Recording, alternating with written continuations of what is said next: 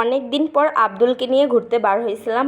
আর ওয়েদারটা এত সুন্দর ছিল যে গরম কি জিনিস বুঝতেই পারিনি, অনেকটা মজা করেছি। আর মাঝে মধ্যে বাচ্চাদেরকেও ঘুরতে নিয়ে যেতে হয়, তার জন্যই নিয়ে গিয়েছিলাম। আসসালামু আলাইকুম, সবাই কেমন আছেন? আমিও আলহামদুলিল্লাহ অনেক ভালো আছি। জান্নাতুল প্রিয়া ব্লগে সবাইকে স্বাগতম। তো আমরা ফ্রাইডেতে প্রায় ঘুরতে বার হই। ফ্রাইডে বললেও হবে না, 2 দিন 3 দিন পর পরই ঘুরতে বার হই, কিন্তু ফ্রাইডেতে আব্দুলকে নিয়েই ঘুরতে বার হই। তার জন্য বার হয়ে গেছিলাম, কারণ ওই দিন ওর বাবা ফ্রি থাকে। তো ওকে নিয়ে আমরা মুক্ত মঞ্চে গিয়েছিলাম, কারণ মুক্ত মঞ্চটা অনেকটা সুন্দর আর বাচ্চাদের খেলার অনেকটা প্লেসও কিন্তু আছে। বাচ্চাদের শুধু খেলারই জায়গা না, এখানে কিন্তু সুন্দর সুন্দর ভিডিও পিকচারও ক্লিক করা যায়। অনেক সুন্দর, দেখতেই পাচ্ছেন জায়গাটা কত সুন্দর। সামনে নদীর ধার আর উপরে এত সুন্দর প্লেস আর কি। আমার তো অনেক পছন্দের জায়গা, কারণ এখানে আমরা বড় হয়েছি ছোট থেকে। অনেক মেমোরি আছে এই জায়গাগুলোতে। আমাদের সময় শুধু গার্ডেনেই যা ছিল, কিন্তু মুক্ত মঞ্চে এত কিছু ছিল না।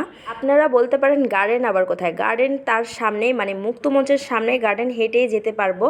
মুক্ত মঞ্চের সামনে গার্ডেন, পিছনের সাইডে মানে এই সাইডে বিজিবি আর টিবাত আইবাত চিড়িয়াখানা, মানে সিরিয়াল বাই সিরিয়াল ঘোরার জায়গা। রাজশাহীটা যে এত সুন্দর তা রাজশাহীবাসীই জানে।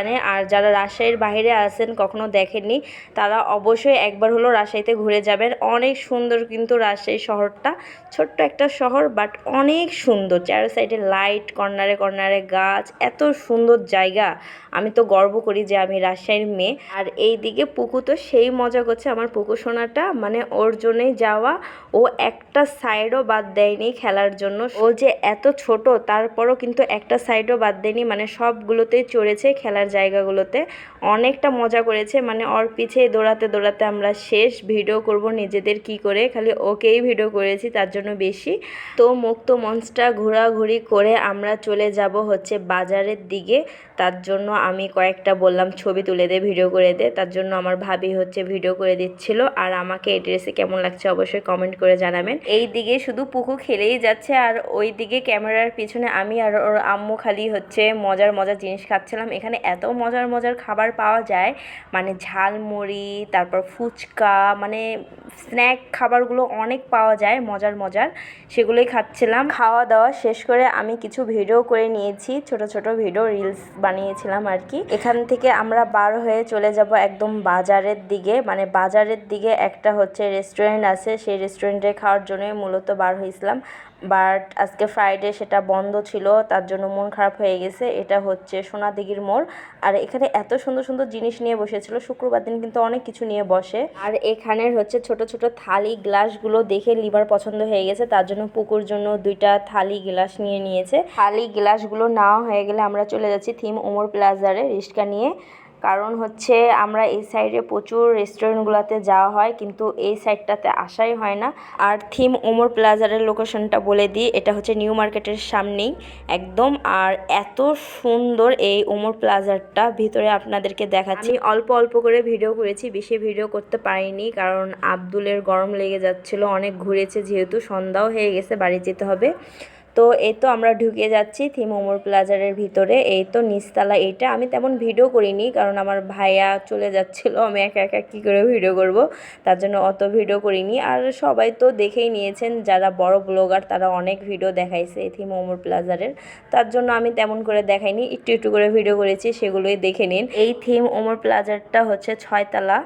আর এক এক তলাতে এক একটা শোরুম করেছে, মানে দোতলাতে করেছে অনেক সুন্দর সুন্দর পাকিস্তানি ড্রেস, 3 পিস টপস। আবার 3 তলায় করেছে কসমেটিক্স। তারপর করেছে আরেক তলায় বাটার শোরুম, অ্যাপিক্স শোরুম, মানে স্যান্ডেলের। তারপর বিয়ার লেহেঙ্গা, পাঞ্জাবি, এগুলো। 5 তলায় করেছে আবার ফোনের শোরুমগুলো। আর 6 তলায় করেছে অনেক রেস্টুরেন্ট। আমি দেখাবো আপনাদেরকে উপরে যেয়ে, মানে এক এক তলায় এক একটা কিছু করেছে আর কি। মানে অনেক সুন্দর এই থিম ওমর প্লাজার। আর এখানের জিনিসগুলোর যে এত দাম, এখানের যে কাপড় চুপড় আমি দেখলাম, স্যান্ডেল, সেগুলো আমরা আড্ডি থেকে কিনি, মানে সাহেব বাজার থেকে কিনি। সেখানে এত দাম না, মানে এখানে তার 4 ডাবল দাম নিচ্ছে এই জায়গাতে। আর আমাদের মতন গরিব মানুষরা তো এখানে জীবনেও মার্কেট করতে পারবে না। ভাইরে ভাই, এই স্যান্ডেলগুলো দেখছেন, মানে চটির মতন। এগুলো আমি বাজার থেকে কিনি, মানে আমি পরি সব সময়। মাত্র হচ্ছে 200 টাকা বা 150 টাকা, বেশি হলে 200 টাকা, আর যদি কম হয় তাহলে 150 টাকায়, মানে 150 টাকাতেই কিনি।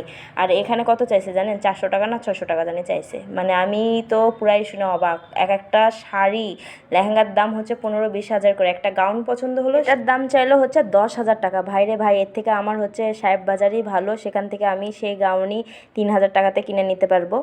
তো যাই হোক, আমরা ছয়তলাতে চলে আসছি। আর এখানে হচ্ছে খাবার অর্ডার দিয়েছিলাম, স্ন্যাক জাতীয় খাবারই অর্ডার দিয়েছিলাম, চাউমিন অর্ডার দিয়েছিলাম। আর এখানে যে কতগুলো রেস্টুরেন্ট, এখানে আসলে নিজেকে অনেক বড়লোকই মনে হয়। মানে সবাই তারা ডাকাডাকি করে যে আমাদের কাছে আসেন, আমাদের এখানে বসেন। এই থিম ওমর প্লাজারের রেস্টুরেন্টগুলো মানে হচ্ছে প্রতিযোগিতার মতন, তারা অনেক কম টাকায় কিন্তু খাবার দেয়। মানে এই ওর থেকে ভালো করার জন্য সব সময় তারা ট্রাই করে, মানে সবাই সবাইকে এত সুন্দর করে ডাকে, এখানে আসলে নিজেকে বড়লোক মনে হয়। মানে এত পরিমাণে তারা রিকোয়েস্ট করে।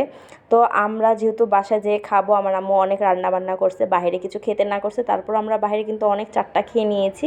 আর তার জন্য আমরা বেশি কিছু অর্ডার করিনি, চাউমিন অর্ডার করেছিলাম আর কোক অর্ডার করেছিলাম। এখান থেকে খাওয়া দাওয়া করে বাড়ি চলে যাব। আর আমার ভাইয়া খালি বলতেছিল যে আরও কিছু খাবার নাকি, আমরাই বললাম যে না ভাইয়া, অনেক কিছু তো খেয়ে ফেলেছি, আর পেটে জায়গা নেই, আবার বাসায় যেয়ে খেতে হবে, নাহলে আম্মু রাগ করবে, কত কিছু রান্না করে রেখেছে। তারপরও ভাইয়া আমাদেরকে একটা বাটি আইসক্রিম কিনে দিল, সেটা খেতে খেতে বাড়ি চলে যাচ্ছে। দেখতেই পাচ্ছেন রিস্কায় উঠে গেছি। তো আজকের ভিডিওটা এখানেই শেষ করছি। ভিডিওটা কেমন লাগলো অবশ্যই কমেন্ট করে জানাবেন, আর আমার ভিডিওটা ভালো লাগলে লাইক ফলো শেয়ার করে দিবেন, আর আমার ইউটিউব চ্যানেলটাকেও সাবস্ক্রাইব করে দিবেন। ততক্ষণের জন্য সবাই ভালো থাকুন, সুস্থ থাকুন, আল্লাহ হাফেজ।